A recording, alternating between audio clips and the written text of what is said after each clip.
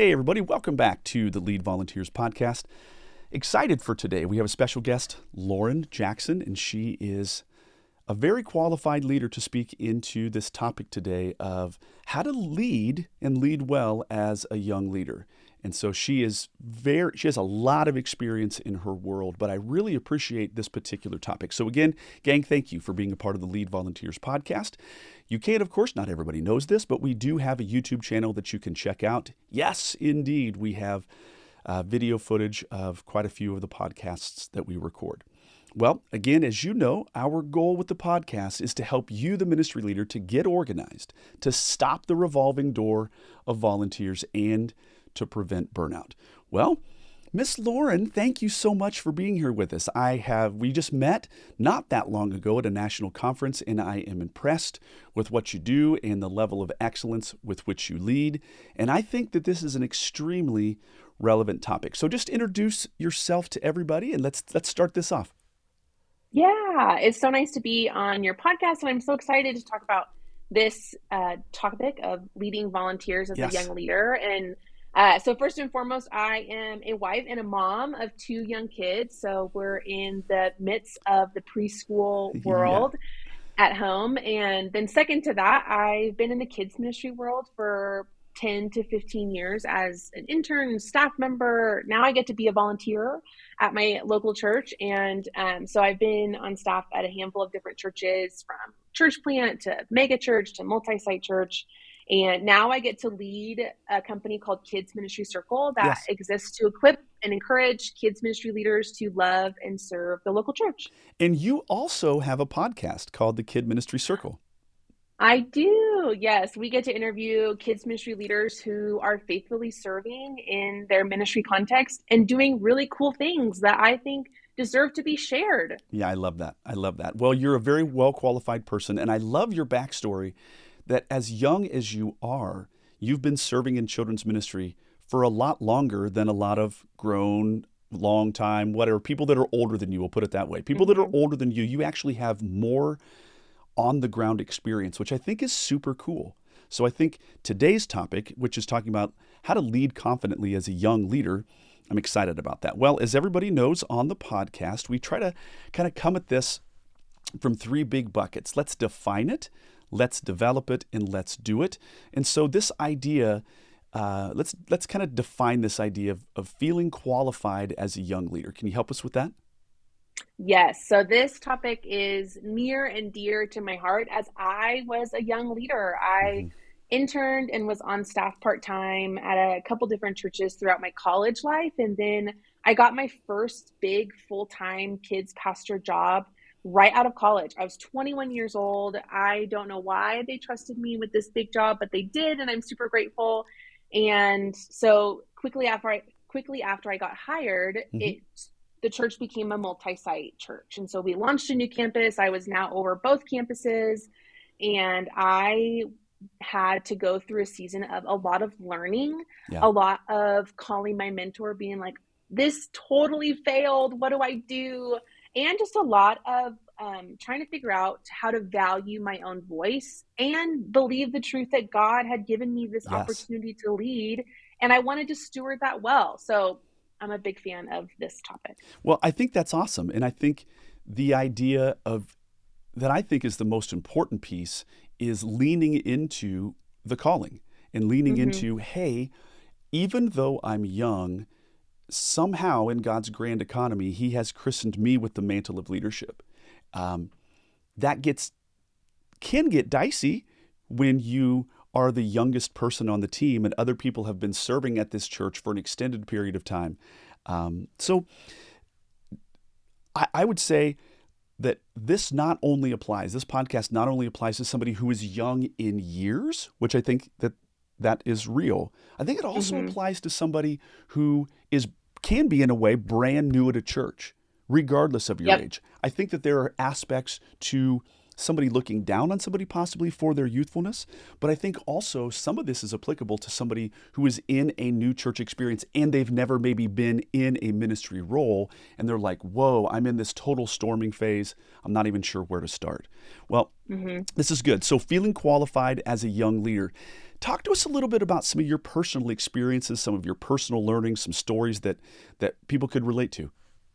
Yeah. So when I jumped into this kids pastor job, I had not been to this church previously. So this was not my home church.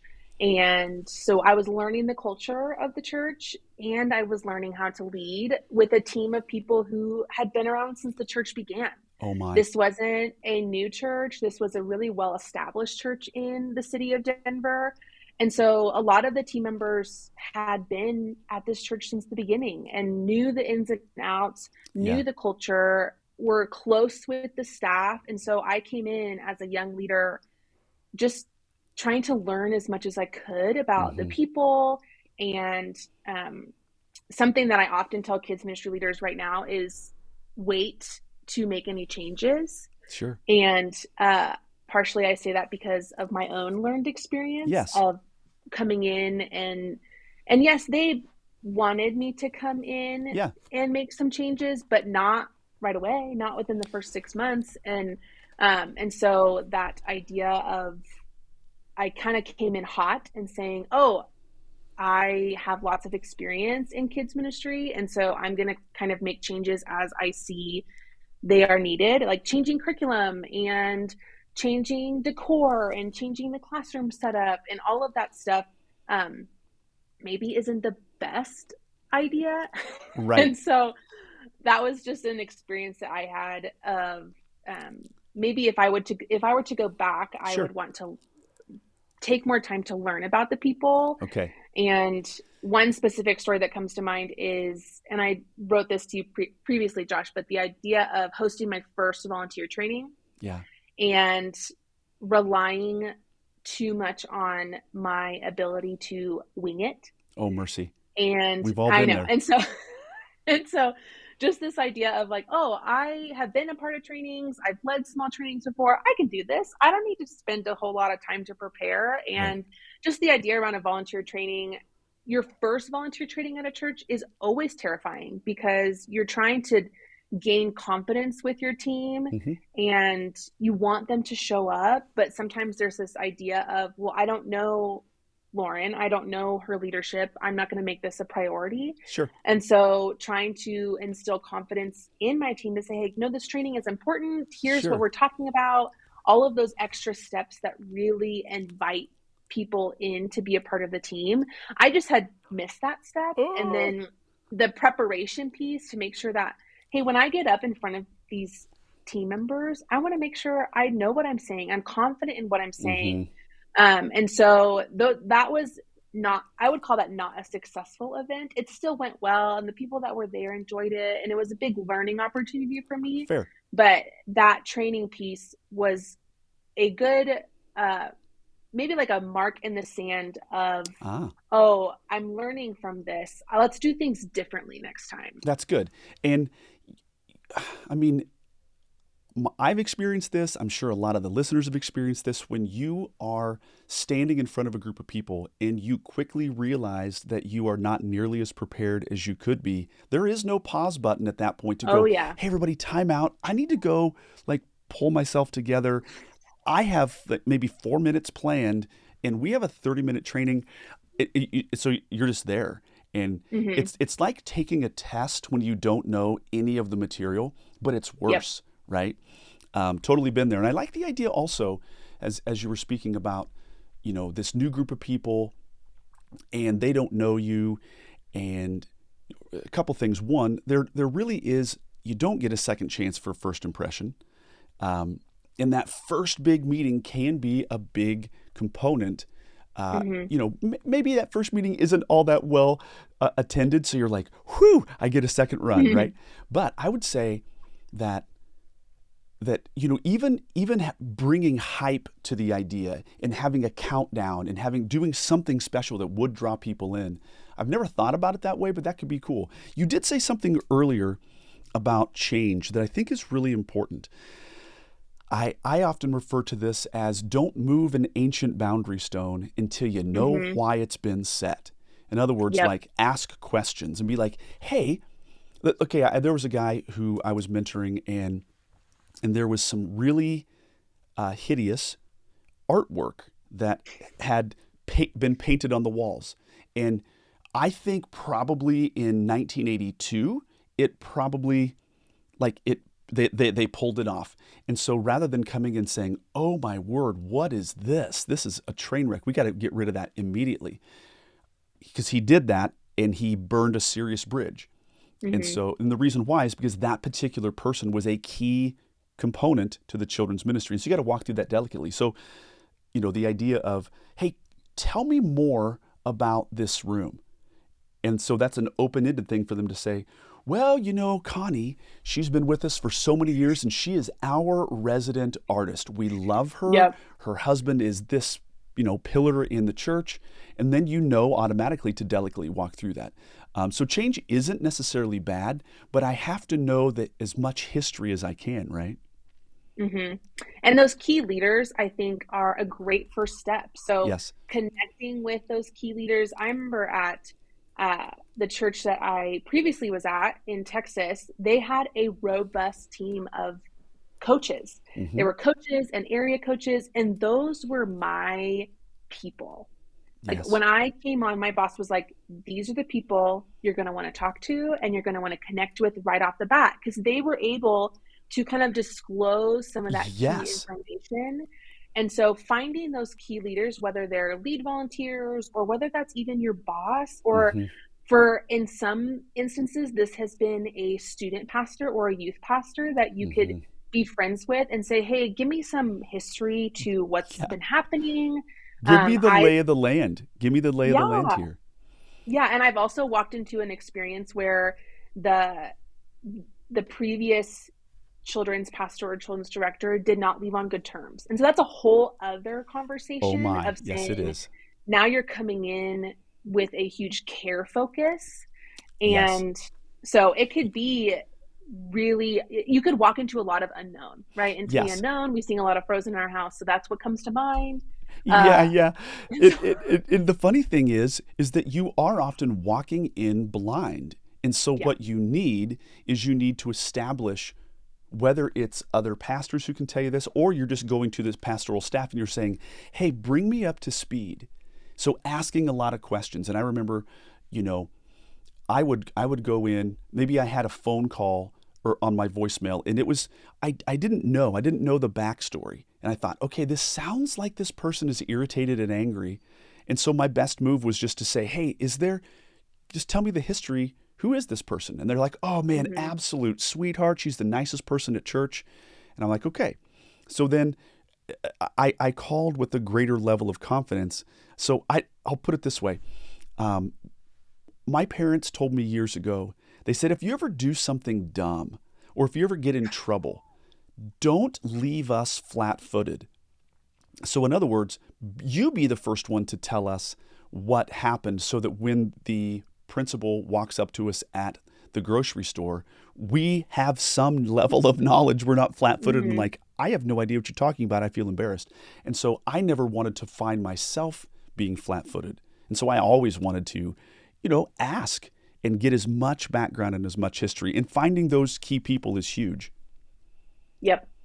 Yeah, This is for good. sure. This is good. Well, I would call it making allies and healthy allegiances. Well, um, what I want to ask is like, what do you do about people who've been there far longer than you? They're entrenched in a quote way that it goes, and they aren't necessarily sure that they want to change the curriculum.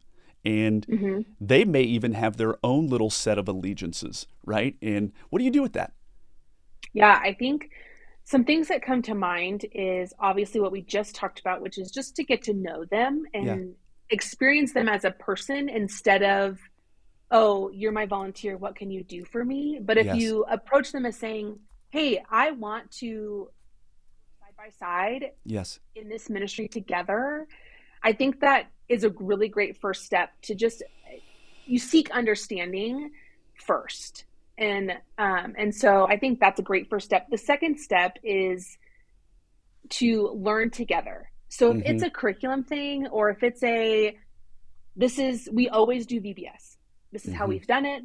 This is what we've done for decades. Yeah. Then maybe you decide to read a book together, or listen to a podcast together, or um, let's even read an article or something together as a team, and just say, hey, is this where our church is going? Is this what we need for our community? This is what I'm seeing. What are you seeing? It's just this mentality that I like to say for leaders is, your idea is not often the best idea. And so sometimes Mm-hmm. as a leader, you can say, oh, I understand the why behind the what for this event, so we're going to keep it. Yes. And maybe you have to experience it once. Maybe you say, Yes. okay, you've done VBS like this for over a decade. Let me experience it 1 year. Of course. And then when you get to the debrief part of the event, then you say, oh, here are some things that I saw. Here are some things that Mm-hmm. you saw. Let's talk about changing it a little bit next year. Yes. It's not, when you come up against people who have their thing. Like one Oh, of my mercy. volunteers was like, we're doing this large group teaching this way because we've always done it. Then you say, okay, fill me in. Why? Can I do it with Yes. you? Can we, this is an experience that I've had. Like, let me tell you. And so I think it's approaching things with humility. I think Mm-hmm. that's really key when That's talking with these volunteers, is approaching it from not a my way or the highway kind of stance, but saying, hey, let's link arms and do this together and find a way to serve our church and serve our kids and mm-hmm. families the best way that we possibly Mm-hmm. can. And when you have that mindset, everyone just kind of takes a step back and takes like a sigh of relief of like, oh, this new leader's not going to change everything. Yeah. They're here to join in what we're doing and to make it better. Yes. And not come in as somebody, okay, young leaders often come in with an anti humility thing, that they're Mm-hmm. so insecure that they're a new and young leader that they have to go, okay, I have to be ultra definitive in order to get everybody else to see that I am in charge. And I think that that is a normal initial response. I think that it is not a good response. Yeah, for I, sure. I think that, yeah, go ahead. Well, I think there's another layer for me personally, was being a female staff member. Okay. And like that adds a whole other layer to it of, like, I was on a predominantly male staff. And Mm-hmm. so there's that coming in as a new leader, trying to prove my worth in a lot of Yes. ways, and prove that I knew what I was doing and that I knew how to lead and lead well. And then there's being a female in leadership. And I feel like your female listeners may be able to relate to this, of there's another level of proving your worth as Yes. a female in in a staff role in a church. And so I feel like that can really impact what we just talked about, of the need for humility and coming Yes. in and being willing to listen and learn and go along with silly things for a while. Like, if it Mm-hmm. was working, like, I feel like sometimes it's okay to say, you don't fix what's not broken. Right. And as a young leader, you kind of need to address the things that are broken first. Mm-hmm. Yeah. I think that you're completely right about the female in a staff role thing, and I've seen it many, many, many times. Sometimes it's a real heartbreak for me that Mm-hmm. there is not an immediate. I would say this, that I think that as a competent female, you almost have to work harder, and I wished it wasn't that way.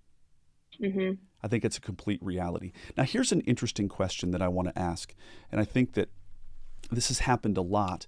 What do you do when your volunteers continue to usurp you and they email your boss or they go to your boss about your area of ministry? What do you do with that? This is such a good question. And I feel like there's so many things that come to mind. And what came to mind first was the story that you just told, Josh, about being flat footed. Yes. And it's almost that, like, trying to reach your boss first, of like, hey, I had this conversation with this volunteer today and they seemed upset or they seemed frustrated. They're probably going to email you this week. Yes, I And did just that. trying to be ahead of the ball there. Yeah, yeah, I did that many, many, many times. That I think that it's just good to give them the alert that here was this situation. And also, what does Proverbs say, right? That every person's story seems wonderful until you hear the other side, and Mm-hmm. right until the other person communicates their piece. But I think you're right. I did want to always prepare my boss, but I think there's also a training that needs to happen with your volunteers about, hey, the okay, so there's two pieces to this. Yes, they may be upset about something and they're going to go, seek to tell their frustration. That's one piece. And I can maybe beat them, not beat them, but maybe alert my boss. But what do you do about Yep. somebody who is kind of a previous leader before you? They were kind of a big dog. They kind of had their Mm-hmm. way, and they are now, and maybe they've even been used to running their ideas by the executive pastor in your previous absence. That Yep. was the set of protocols that I have an idea. Of course, I need to go to the executive pastor, but now there's a new layer there. How do you Mm-hmm. go about addressing that? Because I think it's hard because I'm going to try to assume that it's not out of ill motives. I'm going to try to Right. assume that it's out of their own pattern and conditioning. But what do you do about Yeah. that? Yeah. I think first, I it starts with your relationship with your boss. Yeah. So your direct report, your supervisor, and I've been really grateful to have incredible supervisors as a young leader. And I think that really is key.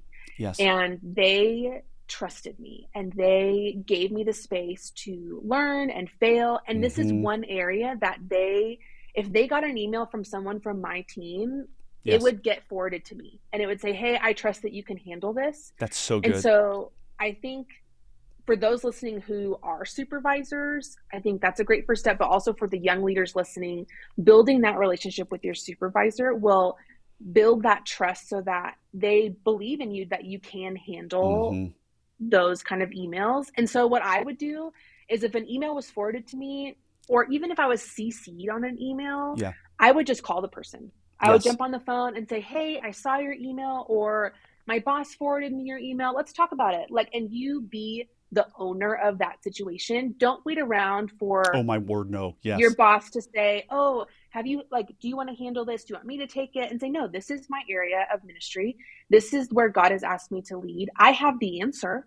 Mm-hmm. And so I'm going to call and address the situation or whatever needs to happen with that certain volunteer or that parent, and just kind of take the ownership." Yes. I'm a huge proponent of, hey, if it's your ministry area, whether it's tech or decor or snack or Right. like cleanup, you own it because that's what how you are stewarding what God has given you. And so this is Yes. just one area where you can call them, don't email them back, just pick up the phone That and is talk to them. extremely important. Like when you said that I got an email forwarded to me, I'm going to immediately pick up the phone. I can't, as a former boss of 7 full-time employees in children's ministry, that is so spot on. The last thing Mm-hmm. you want to do is email is for facts, not feelings. Email is for dates and details. It's not for working out problems. And so for you to pick up the phone and take that initiative, it really does remove a lot of the opportunity for misunderstanding. Mm-hmm. And Yeah. And I think what also comes to mind is asking the question of, do people know how to reach me? If you're new, they may not have wow. your email. And so they may just have the only email they have on file for someone on staff. And so making sure that as you come in as a young leader, Mm-hmm. you make sure everyone knows your email. You make sure everybody has your phone number if you want to give out your phone number. You make sure that your team knows how to contact you, when they can contact you, how they can reach you, what hours of the day you're taking phone calls, what day your Sabbath is, like all of those Yes. details. You Yes. want your team to know that so that they're not defaulted to email Yes. your lead pastor. And so that is when you're in the hallways and when you're greeting volunteers during your volunteer huddle saying, hey, I may not have met you yet. My name's Lauren. I'm the new person on staff. Here's my email. Here's my phone number. If Hmm. you have any questions, don't hesitate to reach out. Like all of those connection points, that begins to cast vision for your Yes. team members to say, oh, she's approachable. She wants me to email her. She wants me to call her. All of those things can easily connect the dots because sometimes people are like, this is just the email I have saved. So I'm Yeah, just going to yeah. email them. And also, I would say the words that came to my mind, Lauren, as you were sharing that, is you want to initiate accessibility. You want to take Yep. initiative in opening up the channels of accessibility. You want to be the accessible person. So, in other words, like if they're going, if you're now responding to the idea that people keep going to your boss, my question might be, you know, as Lauren just said, have you made yourself that available? Do people even Hmm. know how to get a hold of you? I think that's huge. Yeah. This is a great conversation.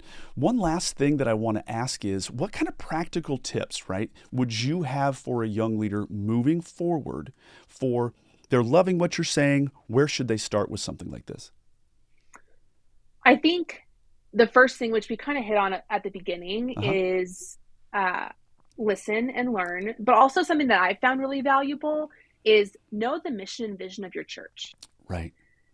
And sometimes, like, I've been in situations where I've been on staff for a while and they're like, what's the mission? And I'm like, I don't know. and, Yeah.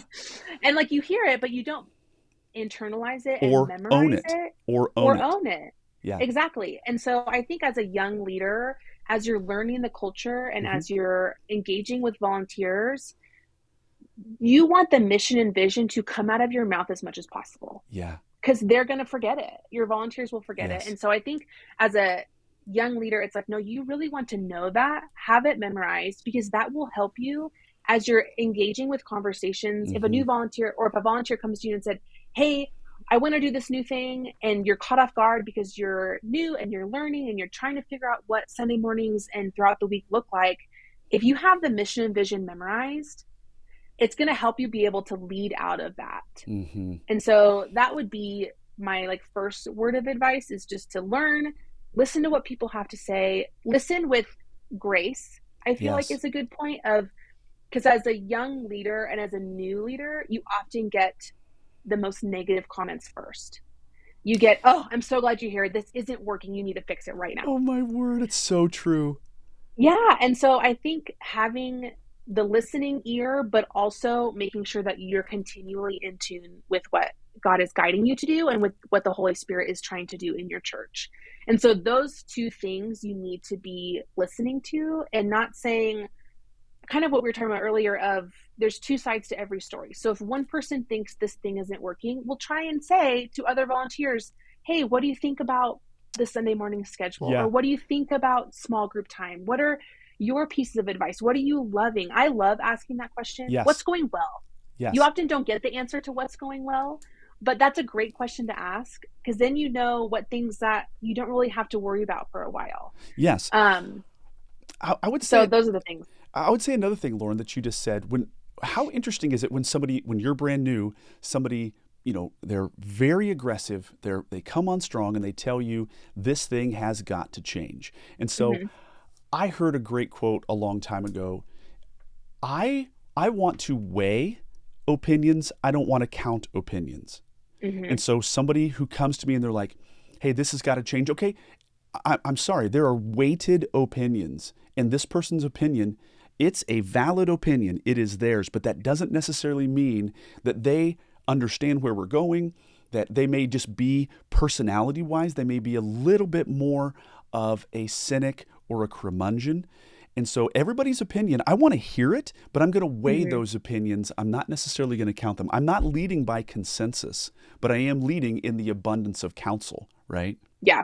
And one easy way to do that, I've loved doing this, is you just invite a handful of volunteers. So maybe you invite two from the preschool classrooms, two from the nursery, two Yes. from grade school, and you just say, hey, we're going to have lunch after church on Sunday, and this is going to be a free for all to kind of let's talk about it. Let's share what's going on in these specific ministries, what areas are going well, what Hmm. areas aren't working, because then you have that counsel and Yes, you're getting to know more people at one time instead of having, because for most leaders, you don't have enough hours in the week to that's try right. and do one-on-one meetings with every volunteer.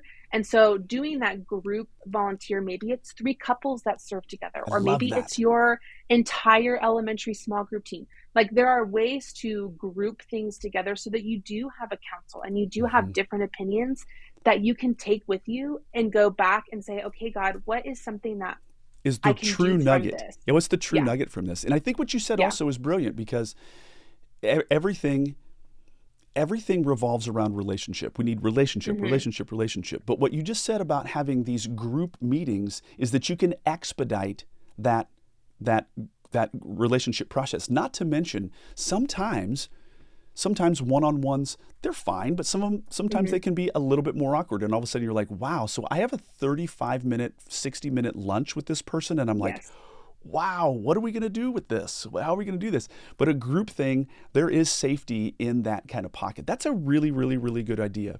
Yeah. Lauren, good Another gracious. Yeah, another please. idea, another idea that I'll quickly share Oh, you're is one of great. my favorite things to do, especially during the summer. And here in Colorado, we do a lot of things outdoors in the summer Yeah. because that's when we can. Is you because most of the times kids are out of school, so volunteers have their kids at home, or college students Mm-hmm. are out Mm-hmm. like just enjoying college life. And you say, hey, I'm going to bring a bunch of ice cream to the park down the street from our Oh, church. man.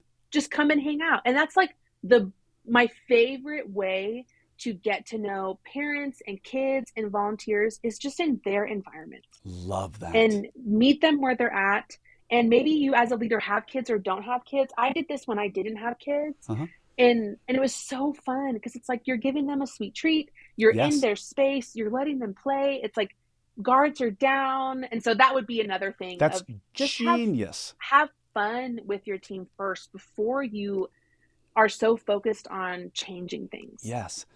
The final thing that you mentioned, as you know, kind of before we clicked record, is just this idea of that there are two really big ditches on either side, right? There's way, way too confident, and then there's way too sheepish, and you're just Mm-hmm. afraid.